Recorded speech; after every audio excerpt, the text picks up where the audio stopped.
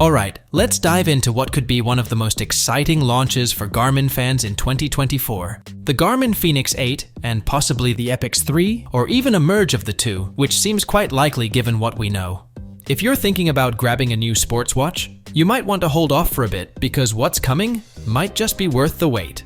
So what's the deal with these new watches? Well, there have been some pretty major leaks suggesting that Garmin is gearing up to drop the Fenix 8 and maybe the Epix 3 later this year, most likely around late August or early September.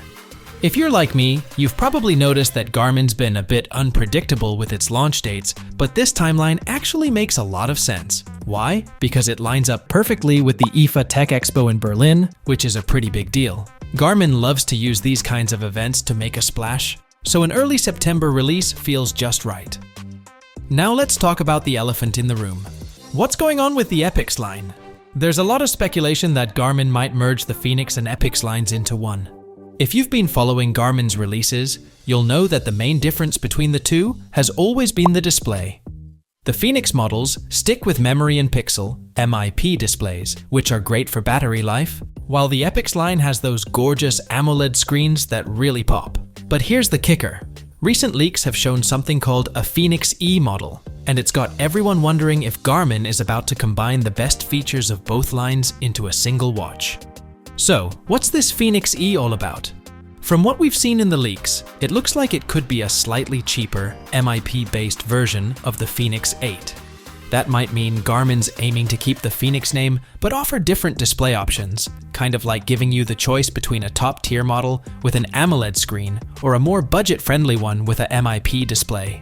The leaked prices back this up, showing the Fenix 8E coming in at around €797 or $860, while the regular Fenix 8 models are set to cost around €995 or $1,075 to €1,095 or $1,185, depending on the size.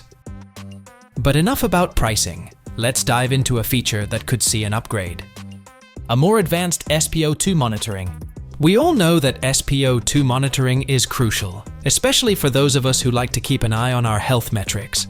Garmin's been working on new tech that could make this even more accurate and efficient, and I'm all for it. Garmin currently utilizes red and infrared LED lights and sensors to measure the oxygen levels in your bloodstream. The upgraded system could add a third LED light source, operating at a different wavelength, to enhance the accuracy of these readings.